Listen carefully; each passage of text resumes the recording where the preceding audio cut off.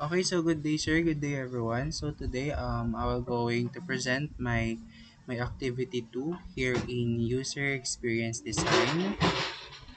The instructions: take your classmates app design and make it better.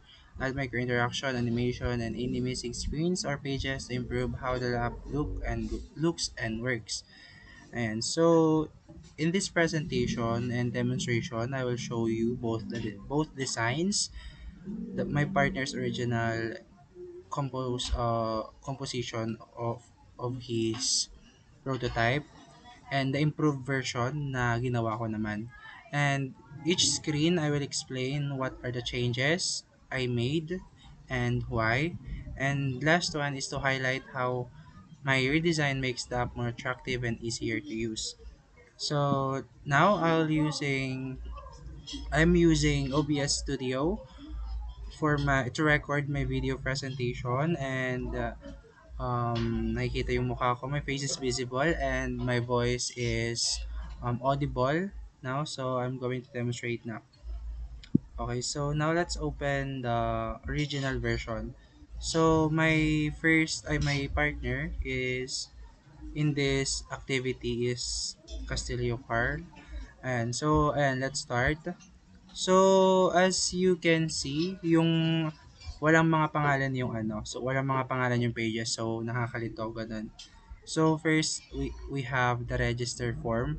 Ayan. So, ayan, mapapansin nyo, ganito siya. And then, pag niran natin siya, ganito, walang mga animation, ganyan. So, ang ginawa ko, to make it more like appealing, so, naglagay ako ng hover. Ayan. So, when you hover and ayan, pag na-hover, lalabas yung mga to. Ayan. Next is, ito, sa login naman niya, sa login. Ito, yung login niya, wala ding hover. And then dito, sa kabila, meron. Ayan. Ayan, first, i-run muna pala natin siya as a whole. Ayan, so as you can see, very plain. Ayan, pero okay naman yung UI niya dito. Meron siyang logo and the name of the system. Ito, login here, we have the login form. Register here, we have the register. And the login, and pupunta yan sa dito, sa homepage. Ayan. Yung ano niya, yung pinaka-home niya, ang plain. Meron lang dito mga flowers. Ayan, add flower. Ito, this is add flower. You have to input the name of the flower, type of the flower, location, kung saan originated, and the description. And next, view all flowers. Ayan, nandito yung mga flowers na nilagay natin, na inad natin dito sa may add flower. And then for the search, ayan, may search bar dito, tapos search mo yung rows, and then ang papakita is rows.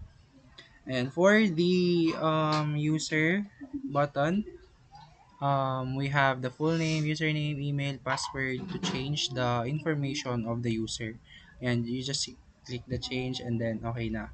And then the logout, pupunta siya sa login. So, yun yung ano, ito yung flow ng original na design ng partner ko. And for my redesign, the improved version, ayan, um, I was planning to make this as my dashboard. Ito yung balak ko, lagyan to ng dashboard. Ayan, gawing dashboard yan, lagyan ng total kung ilan yung flowers, and then total kung um, ayan, total user at saka total flowers. Ayan. And then, ayun nga, kanina naglagay ako ng mga hover dito, and then iniba natin siya, ganyan. And then for the add flower naman, may mga changes din akong ginawa dito. And then sa my search naman niya dito, sa my search, pinag-isa ko na yung search tsaka sa my view niya dito, sa part na to.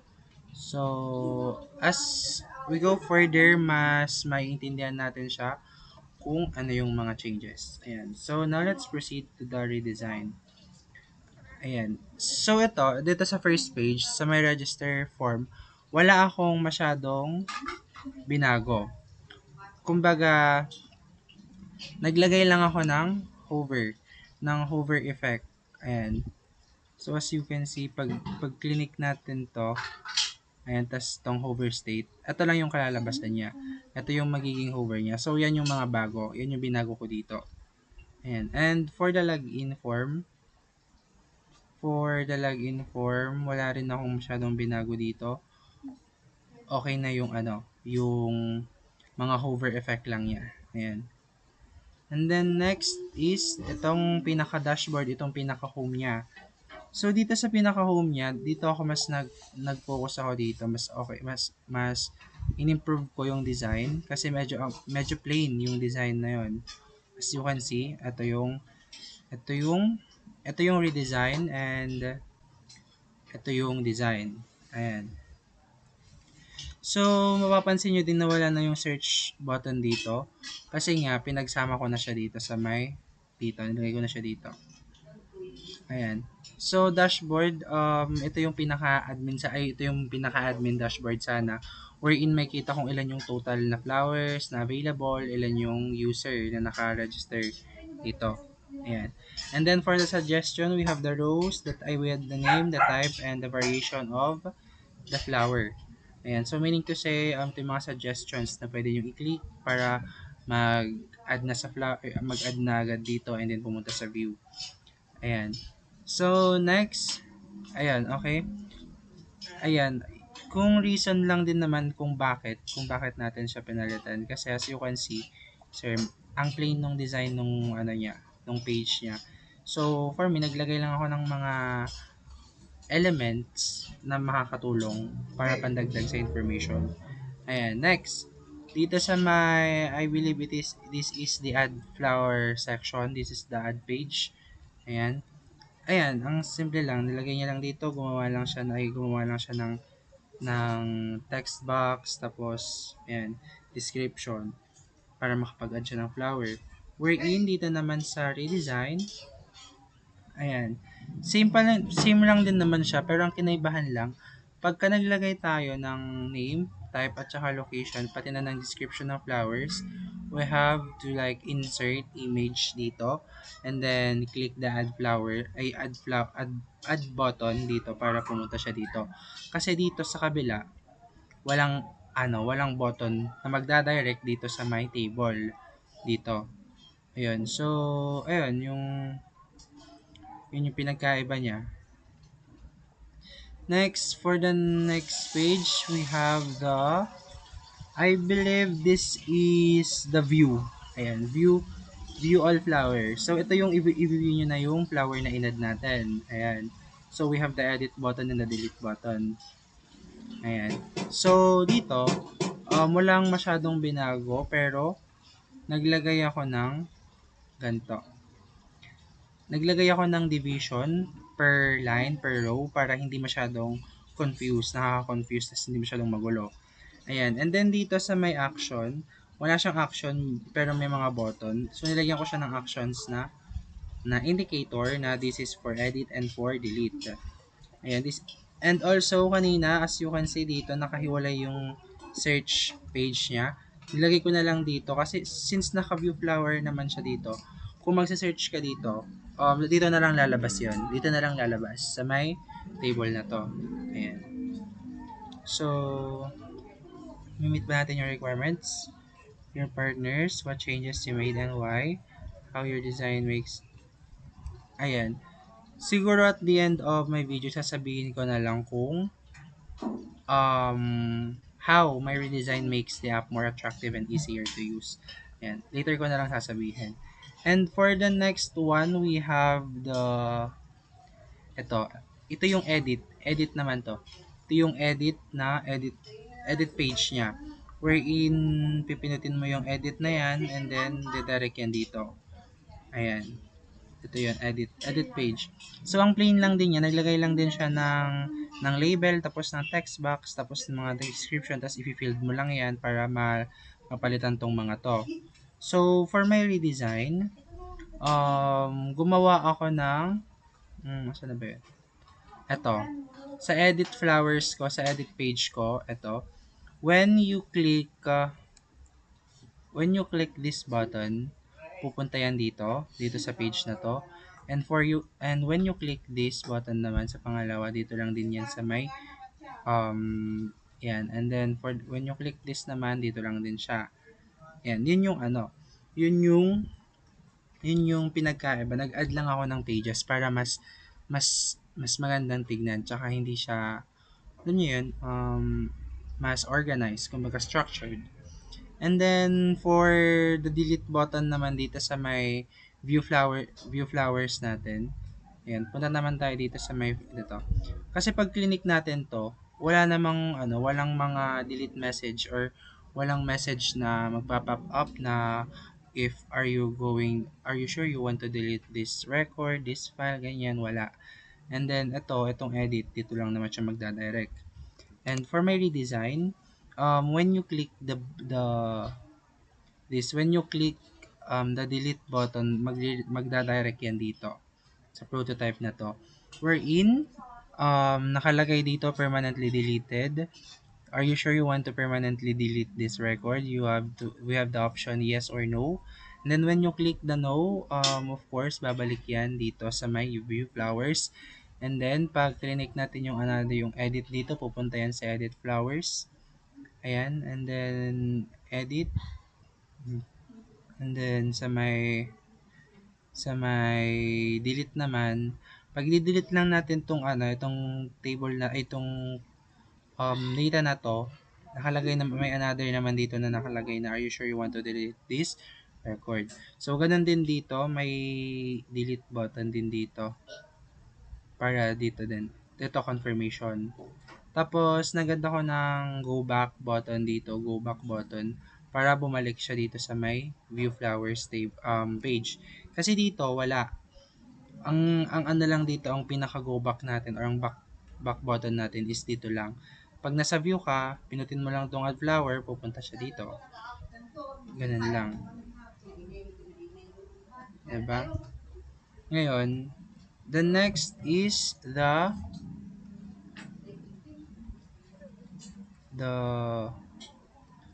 eto, search. Yun nga, search. Nasa search, ano na tayo. Sa search naman, hindi ko na siya hiniwalay. Sinama ko na siya dito sa view flowers kasi mas okay naman din siya, mas organized din siya, mas maayos. Kumbaga, mas madaling ma-access. Compare natin dito sa may search flower niya dito na may page. Dito sa may search page niya na nakahiwalay. So, search niya pa yung flower and then lalabas lang din dito. So, ayun, mas madali sigurong pag-isahin na lang natin yung naisip ko na pag-isahin na lang. Ito, para pag nag-search ka ng flowers dito sa search bar, lalabas na lang din sa pinakauna. And then kung gusto mo namang i-edit yung data na yon, you just need to click the edit and then go here and then click the edit and update the information of that flower. Ayan. So, ayan. So, I think okay naman siya sa search, ano. And then, sa user, ang ginawa dito, ang ibig sabihin ng user button niya dito is para i-edit or para i-update yung information ng user. Ayan. Including the full name, username, email, password, and change, sabi niya. But, sa redesign ko, ang ginawa ko is, update the user information wherein in-specify ko, nilagyan ko siya ng label na this is for the update user information page para hindi malito para hindi magkaroon ng confusion sa user na gagamit or sa admin. Ayan. So, same lang din. Naglagay ako ng name, address, email address, and the password. Siguro ito pa, may checkbox yan wherein pag pinindot mo yan, may check, show password, it will show the character of the password and click the update. Ayan. So, ayan, yung pinagkaiba nung design niya sa redesign ko. Ayan, mas appealing siya kasi mas organized. Ayan, dito kasi kalat-kalat siya tapos wala man lang siyang header. Ayan, may header tayo. Ayan. So, again, what highlight how your design makes the app more attractive and easier to use. I think mas easier gamitin yung redesign na 'to kasi, ang user-friendly niya. Well, although user-friendly na siya nung gawa na, pero of course, mas improved version yung ginawa ko ngayon. Kasi ayun nga, naglagay tayo ng hover para sa that's addition for the animation. And then for the dashboard, meron din tayong na dashboard na dati naman is homepage. And so we also have the total flowers, the total users. This is the summary of all the records. Ayan. And then add flowers, again, naglagay lang tayo ng image dito wherein sa kabila is ayan, sa kabila is wala naman. Eto. So, para mas maganda din, para mas makita nila yung ganda ng flower, para may visual sila, may makita sila, dito yon. And then, for the view flowers naman, once again, sasabihin ko lang po ulit. Pag view flowers, ayan, naglagay ako ng division per ganyan, tapos yung search button, nilipat ko dito. Ayan. So, once again, let's try to run this improved version that I redesigned. Ayan. So, again, oh my gosh, ibalik natin to sa dati. And default, yan yung default. Ayan. So, ayan, ito na nga.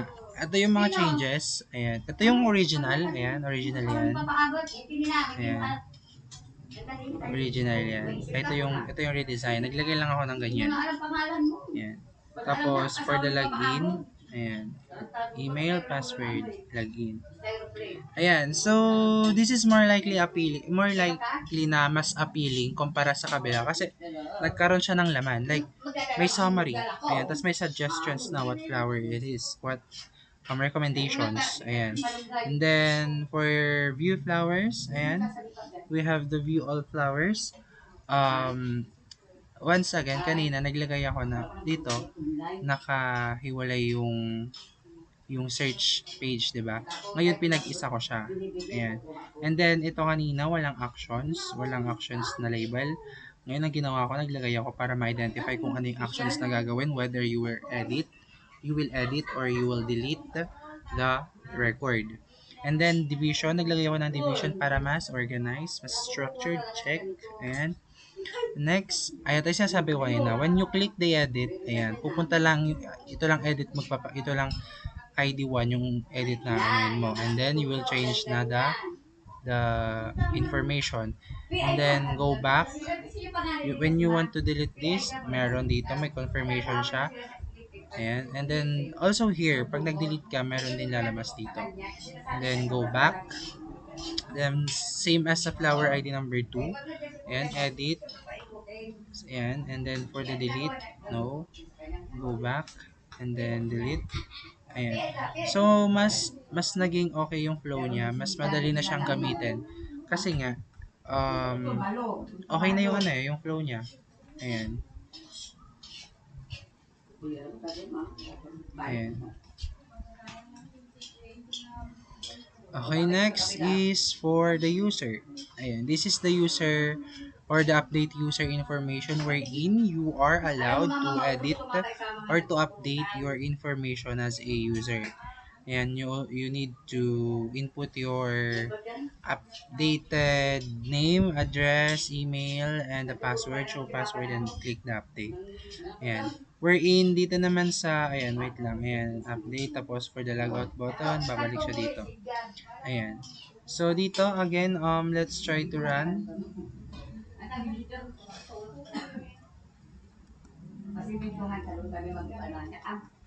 Ayan, let's try to run this.